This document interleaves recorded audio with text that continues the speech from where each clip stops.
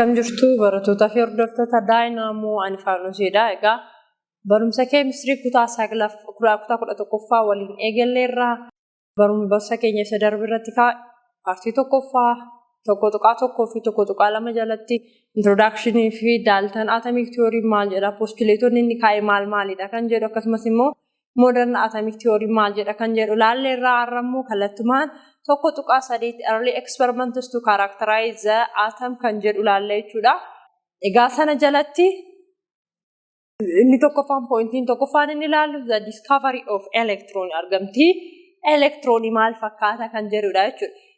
Egaa xumura chaaptarii kookni poointii kanaati irratti maaltu nurraa eegama kan jedhu tokkoffaa discuss the discovery of electron, waa'ee argamtii elektiroonii odeessuu qabdu, discuss gochuu qabdu kan jedhudha. Akka biraa describe the property of cathode ray, amaloota cathode ray ibsuu qabdu. Akkasumas immoo define the term radioactivity, radioactive decay and radioisotope kan jedhu ibsuu qabdu. Describe the common types of radioactive emissions, gosoota radioactive emissionii jiran maal kan jedhu san sirriitti describe gochuu qabdu. Akkasumas immoo illustrate the alpha scattering experiments and summarize and interpret the major contribution of experiments of Thomson, Milkan and Rutherford concerning atomic structure. Egaa akkuma barumsa kana xumureen isaan kana akka bartaan akka ibsitan seenirraa eekamaa jechuudha. Egaa tokkoffaa irratti kan laallu the discovery of electronidha. So discovery of electronii odeessuudhaan dura waa'ee discovery cathode, waa'ee cathode ray odeessuun nurraa eegama. Maaliif?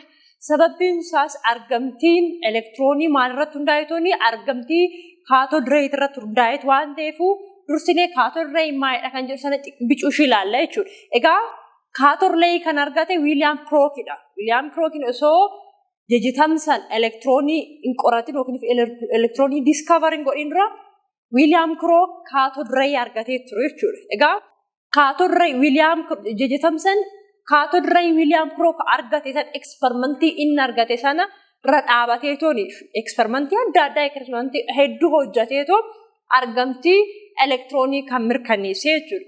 Egaa one of the first experiment on subatomic particles was carried out by the English physicist J.J. Thomson in 1897. Egaa atomiin modern atomic theory keessatti naalaallu atomiin akka yaada Dalton osoo hin ta'in subparticle qaba of keessatti, sfeerii minii subparticle qaba jennee ture.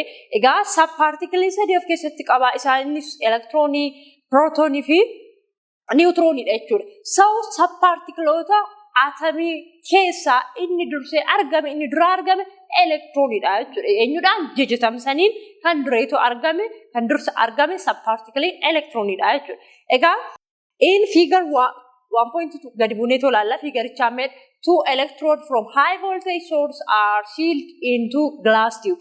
Egaa eksperimentiin tiyuubiin jejitamsan fayyadame anasirra jiru kun tiyuubiin kun eksperimentii yookiin immoo hojii William Crook hojjeteen baay'ee walitti siqaa wal fakkaataadha eksperimentiin isaanii. Yookiin immoo structural experimentii ekimentoota inni fayyadame jechuudha. Kana jechuun maal jechuudha? Yaada William Crook, jejitamsan elektiroonidhaa fayyadame sun beekuun isaan kan yaada William Crook kaasedha jechuudha. Garaagarummaan isaa maalinni William Crook cathode ray keessaa kan ba'u rayidha jedhe. Jejitamsan immoo rayiin ba'u sun rayi osoo hin ta'in elektiroonidha kan jedhu sana mirkaneessee jechuudha. Eksperimentichis maal fakkaata innaa jedhu egaa tiyuubii cufamaa wayii asirra kaawwameeru. Tiyuubii cufamaa kana keessa kaatodii fi elektiroodota lama caafii lamaaniin wal qabsiisan yookiin caafii lamaan qabsiisan. Elektiroodota lamaan nuti jennu eenyudha? Elektiroodii asitti qabamtee fi as keessa jirti elektiroodiin. Elektiroodii jechuun egaa waa biraa miti akka ifasinii ta'u wanta sibiila yookiin yeroo baay'ee meetaalii bicuu wayii kondaaktarii kan ta'e jechuudha. Kondaaktarii ta'e meetaalii bicuu piece of meetaalidha. Piece of metal it must be conductor. Conductor piece of meetaalii kondaaktarii ta'edha. Elektiroodii inni otoo kan fudhannu jechuudha. So elektiroodota kana lamaan karaa kanaa fi karaa kanaan elektiroodii kan galchee jechuudha. Innaa elektiroodii sana galchan maal godhee source of electricity voltageidhaan wal qabsiise. Elektiroodota lamaan iyyuu voltageidhaan wal qabatee jira jechuudha. Egaa akkuma asitti mul'atu voltaagii kanaan wal qabatee jira jechuudha. Elektiroodonni chaarjii lama qabu. Anoodii yookiin immoo anoodii fi kaatoodii jedhamanii ta'u adda qoodamu. Inni negatively charged ta'e kaatoodii jedhameetu waamama. Inni negatively charged ta'e kaatoodii jedhama. Innis saayidii voltage negative saayidiidhaan kan wal qabatee jirudha jechuudha. Inni positiivliidhaan diinnoot ta'u immoo aanod jedhameetu waamama jechuudha. Inni kun aanod jedhama, inni sun immoo kaatood jedhameetu waamama jechuudha. Egaa maal godhee tiyuubii kana keessa qilleensi guutumaan guutuu akka ba'u godhameera. Evacuated tiyuubiidha. Qilleensi keessaa ba'eera. Qilleensi keessaa ba'ee booddee kaatoodii fi aanoodiin wal qabatanii jiru isa keessatti. Egaa sana booddee maal godhee voltaajii turn godhu on godhu. Voltaajii kana gaafa on godhu maal ga'a saayidii kaatoodii kanarraa rayin wayii ba'ee. Rayin wayii raadiyeeshinii wayii ba'ee. Rayin wayii ba'ee jechuudha. Cararii kan jennu cararii wayii ba'e. Egaa carariin ba'e suni halluu magariisa as keessatti observe goonu kana halluu akkanaatti agarsiise jechuudha. Egaa William Crook haalli wanta innaa volteejiin itti banamu wanta as keessaa baatu suni rayiidhaa jedheetu ibsee darbe jechuudha. Rayiidhaa ibsee darbe. Jaji Tamsan garuu maal godhee eksperimentii hedduu kanarratti godheetoo lakki anas keessaa bahu kun rayi osoo hin ta'in elektiroonidha kan jedhu sana kaasee jechuudha. Egaa akkuma sila kaasne the negative electrode is called cathode jenneerraa positive one and anode. So experiment showed that this greenish light is caused by the interaction of the glass with the cathode ray. Egaa cathode ray fi as keessa inni kun maal jenneerra glass tubing kun glass jenneerra sila. So glassiin kunii fi glassiin egaa atomiirraa form ta'e atomiin immoo maal of keessaa qabata? Paartikloota mataa isaa danda'e of keessaa qabata. Innaa rayin kaatoodii kana keessaa ba'u glassii kana waliin interact godha jechuudha. So interactioniin suni humna qaba waan ta'eef excitation of atomii fida jechuudha. Excitationii sana booddee elektiroonni halluu release godhu immiis godhu jechuudha. So maalidhaa halluun kun kan uumame halluu kana kan argine sababbii rayin kaatoodii keessaa ba'ee fi glaasiin kun wal interact godhaniif kaatoodii rayi yookiin immoo halluu greenish ta'e kan halluu magariisa ta'e kan argine jedha jechuudha. Egaa after the cathode ray leaves the negative electrodes, they move toward anode. Maalni asitti inni guddaan pointiin Jaji Tamsan argate yookiin immoo pointiin notice godhe inna elektiroodii keessaa elektiroodii kam isa kaatoodii ta'e sana yookiin immoo isa negatively charged ta'e sana keessaa inna rayin kun ba'u yookiin immoo halluu greenish ta'e argine kun light of beaming kun ba'u karamitti flow godha karaa anoodiitti yaa'a jechuudha. Karaa anoodiitti akkana yaa'a. Kabiraa maal godhe iddoo kanatti hoolii wayii qaawwa wayii kaa'eefii jira Jaji Tamsan. Qaawwa inni kaa'e kana keessa halluun yookiin rayin as keessaa ba'e kun maal godhe as keessa darbeetoo beam of light uumeetoo deeme jechuudha. Beam of light kun asitti mul'atu kana beam of light kana uumee deeme. Egaa innaa beam of light uumu kan asitti akkuma argitan pileetii lama immoo eegaa hoolii keessa darbee tiyuubii sana keessa pileetii lama chaarjir pileetii lama chaarjii oppoziitii ta'e kan qaban kaayera. Pileetiin ishee kana lamaan jechuudha. Pileetii kanaa fi pileetii ishee kana kaayera. Pileetonni kun lamaan chaarjii gargarii qabu. Inni gubbaa negatiivii qaba, inni godaa immoo poozitiividha jechuudha. Egaa iddoo kanatti amma an observe godhu yookiin immoo elektiroonii ta'uusaa akka mirkaneessu kan taasise inni innaas keessaa ba'u rayi kan William Crook rayi dheedhe sun innaas keessaa ba'u maal ta'a karaa positively chargeditti bend godha jechuudha. Karaa positively chargeditti bend godha yookiin maal ta'a sanatti siqata jechuudha. Karaa isaatti yaa'a. Karaa sanatti siqata.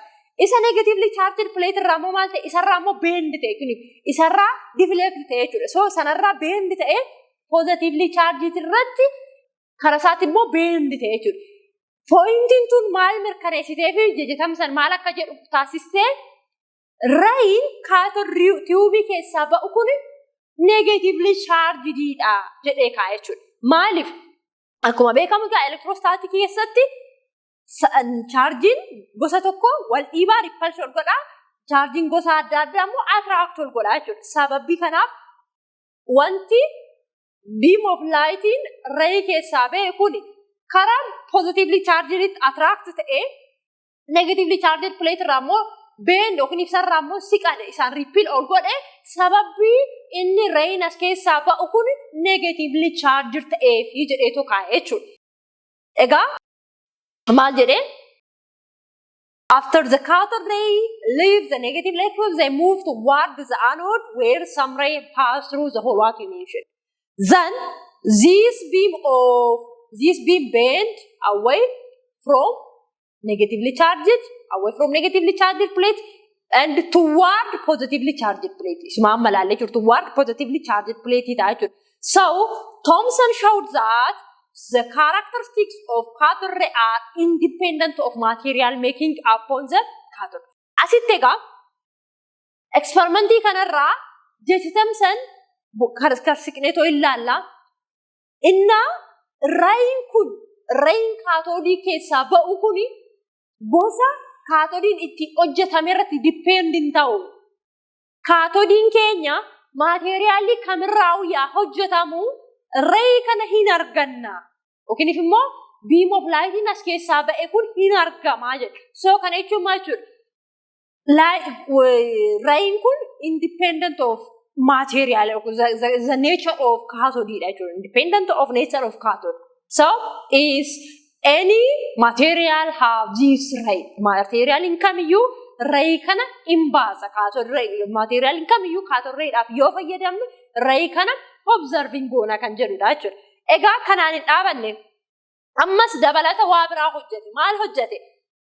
Ishee biimii dura sira argate sana sila laalle sana fuudhee electromagneticidhaan experimentii biraa itti fufee kun immoo hojii biraa yaale jechuudha. Akkuma beekamu wanti charged ta'e tokko electric field fi magnetic field itti siqsineennaan yookaan deflect godhu yookaan immoo isarraa bend ta'a kun toward yookaan immoo away magnetic the field bend godha jechuudha. So hammas isuma taasitti observe ta'e. Inna magnetic yookiin magnetic humtuuyyuu osoo hin jiraatin the cathode ray beam travel from right to left. It is visible where it fall on the zinc sulfide screen. Egaa humtuu osoo hin jiraatin akkuma asitti mul'atu egaa humtuu osoo hin jiraatin rayin kun beamiin kun straightii deemaa jechuudha. Kun asirratti akkuma mul'atu straightii deema akkanatti deemaa jechuudha. Garuu innaa magnetic field fideetoo yookiin immoo magneetii fideetoo beamii kanatti siqsu tokkoffaa irratti south pole magneetii fuudheetoo south pole fuudhee hoggaa siqsu maal ta'e karaa south pole karaa magneetii sanatti bend ta'e jechuudha. Toward magnetic field bend ta'e. Sana booddee immoo directionii magneetii sanaa jijjiire jechuudha. Innaa directionii magneetii sanaa jijjiiru immoo maal ta'e akkuma asitti observe gootan asirraa bend ta'e jechuudha. Magnetic field irraa bend ta'e jechuudha. Sanarraa bend ta'e. Kunis maal mirkaneessee fi charger ta'uusaa mirkaneessee fi charger ta'uusaa qofa osoo hin ta'in chargiin beamii kana kun charger ray kana maal akka ta'e mirkaneessee fi jechuudha. So from such evidence he concludes that cathode ray consists of a beam of negatively charged particles. So negatively charged particles kan qabatedha. Maqaa isaas maal jennaan jedheeni electron jennee waamna. Maqaa charged particle kanaatis electron jedhee waamna jechuudha. And that electron are constituent of all matter. Akkuma sila kaasnee qaba. Rayin sun independent of materialii kan jedhu mirkaneesseera waan ta'eef iyyuu materialiin kamiyyuu charged particle ishii kana yookiin immoo electronii kana of keessatti qabata kan jedhu sana mirkaneessee jechuudha. So by measuring the amount of deflection of cathode ray beam in electric and magnetic fields of known strengths, Thomson was able to calculate the ratio of mass to electron. Mass to electron to its charge. So mass of electron to its charge argate. Ega deejatam san argamti electron discover godhe qofa osoo hin ta'in argamti lama mirkaneessu. Yookiin immoo waa lama argate jechuudha. Inni tokkoffaan electronii argateera. Electronii sunis charged particle akka ta'e mirkaneesseera. So electroniin sun maatariin kamiyyuu electronii akka of keessatti qabatu mirkaneesseera. Yookiin independent of material akka ta'e mirkaneesseera. Sana qofa osoo hin ta'in charge to mass or mass to charge ratios mirkanee argateera jechuudha. Calculate godhee fideera. Akkamitti fidee? The deflection of cathode ray beam in electric and magnetic. So maal jennee irra sila experimentii isaa kan ilaalle irratti partikiliin yookiin rayin cathode keessaa ba'u kun magnetic field 96 yookiin generally electric field magnetic field gaafa 86 sun deflect godha yookiin immoo bend godha inni.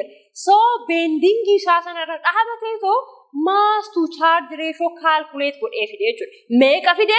Ishee kana kunoo minus 5.686 times 10⁻² minus 12 kilogram per coulomb. Kana mass to charge ratio particle sanaa meeqadhe ishee kana hidheetu argate jechuudha. Asitti garuu wanni inni addan baasimmaa inni ratio lamaanii argate malee separately massin electronii kanadha charging electronii kanadha kan jedhu garuu hin mirkaneessine jechuudha. Sun scientistii biraatiin mirkanaa jechuudha. So however he could not obtain either the mass or the charge separately. Gargaritti hin arganne jechuudha. So in 1909, Robert Milcan, an American physicist, measured the charge of the electron by measuring the effect of an electric field on the rate at which charged oil drop fell under the influence of gravity. Ega, Thomson maal jenneerra? Thomson mass to charge ratio argateera. Sana godhe malee haddaan qoodee maasiin kophaatti akkanadha, charging kanadha kan jedhu sana hin keenye jechuudha. So scientistiin isatti ta'an immoo maal godhe? Robert Milcan charged particle yookiin immoo charged oil inna kufu electric field influencing electric field isarratti qabu measure godhe sanarra dhaabatee too separately charged electron meeqadha kan jedhu sana calculate godhee too fide jechuudha. Meeqa kan jedhu fide kun asitti charge of electron actual charge of electrons become minus 1.602 times 10⁻² minus 19 coulombs kan jedhu sana mirkaneessu jechuudha. So ega kana argate kanarra dhaabate maal jenneerra sila George Thomson mass to charge ratio fideera waan ta'eefu kilogram per coulomb sana fideera sanarra dhaabate isaan calculate godhe jechuudha. Maal godhe already mass to charge beekamaadha minus 5.686 times 10⁻² minus 306 times 10⁻² minus 12 sana fuudhee kilogram per coulomb times coulomb immoo asitti argateera waan ta'eefu coulomb minus 1.602 times 10⁻² minus 19 gaafa baay'isu maal argate kun asitti 9.019 times 10⁻³ minus 31 kilogramidha kan jedhu sana mirkaneessedha. So kuni maasiin elektiroonii separately kanadha. Charging electron immoo kanadha kan jedhu sana mirkaneesse. Egaa Thomson argamtii lama argate, electronii argate, akkasumas immoo mass to charge ratio argate, Milcan immoo mass to charge ratio Thomson argate sanarra dhaabbate separately maasiin electronii kanadha, charging electron immoo actual charged electron immoo kanadha kan jedhu sana argatanii jechuudha. Egaa kutaan keenya irraa asumarratti xumura. Barumsa keenya isa itti aanutti hanga wal arginutti nagaan tura.